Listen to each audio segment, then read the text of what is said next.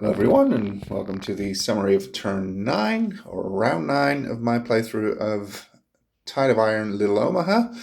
As you can see, the Allies are finally making some headway on the railroad bridge. They're also pressing towards the other objective, which they should be able to take, despite the German machine gun and up fire, which has already been put in up fire in anticipation of round 10, which is about to start, which is going to be the final round. At least for the time being. I mean, that might still change. As I said, I probably should have been much more aggressive with the Allies, so 9 rounds might actually be better. But then again, at this point, they still have several objectives to go, and they really need to take all 4 of them. Otherwise, the Germans win a major victory. So this one they already have, and will also retain possession of. This one they should be able to take as well. This one too, probably, even though they might suffer one more casualty from the 88 or something like that.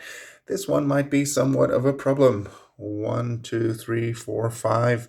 Yeah, the Sherman might be able to, could use an overrun. No, they couldn't even use an overrun because they would need to be closer. So this one is actually going to be a big problem. Probably the Sherman should have moved up a little bit more on this very round, on round 9 that is, and it might have been able to do an overrun here, even though of course that wouldn't be enough either to remove the squad from that hex. Well, anyway, we'll see how far we can get, but this might indeed be a big problem for the Allies. Especially if I were indeed to reduce the number of rounds. The Allies also got an armored infantry, that is the British. I should have used a Bren gun carrier, but I didn't have one at hand, so I used an American half-track, which does play as a Bren carrier, and they're transporting some armored infantry. Which gives +1 cover to any vehicle in the same hex, which is what it does. Of course, not when it's being transported.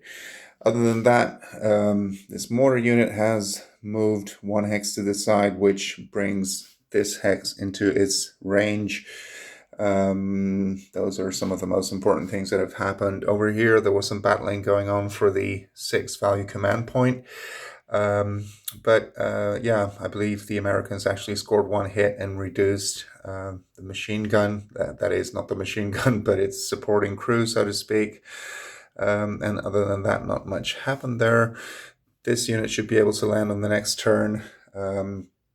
Again, this is all happening a bit late, obviously, since there's only 1 turn left to go, which does kind of imply that it should stay at 10 turns, even though I'm probably going to have the Americans arrive sooner. It used to be at the beginning of, or at the end of round 3. I think I'm going to make it the end of round 2, and then the British will still arrive at the end of round 3 or something like that. I have to wait and see what exactly I'm going to do with that.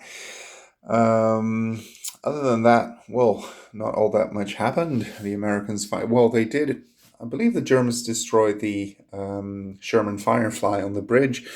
First, the 88 fired, which either lightly or heavily damaged it, and then they fired some artillery on it, an area attack, which also did pretty well, and it actually destroyed the Sherman. But there are a couple of vehicles, really making their way across the river now. But again, as I said, it will be very difficult to take all 4 objectives in time, even given the current number of rounds.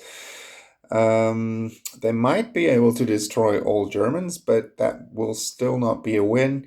The reasoning behind that being it's never an official win, by the way, unless the scenario specifies that that's a win condition.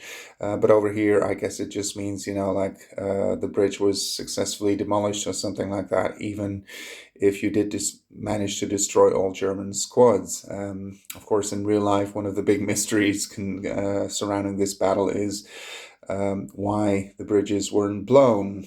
General Model, or Field Marshal Model, not sure about that. It is said that he actually prohibited it because he wanted to use them in a counterattack. It's said that they were sabotaged by the Dutch resistance, I believe, or even that the Germans did try to destroy them, but the the explosive simply didn't detonate. So I guess we'll never really find out what happened. But anyway, the point I'm trying to make is the Allies really need to take all 4 objective hexes, and that's certainly not going to change. So thank you very much for watching, and see you on the next one.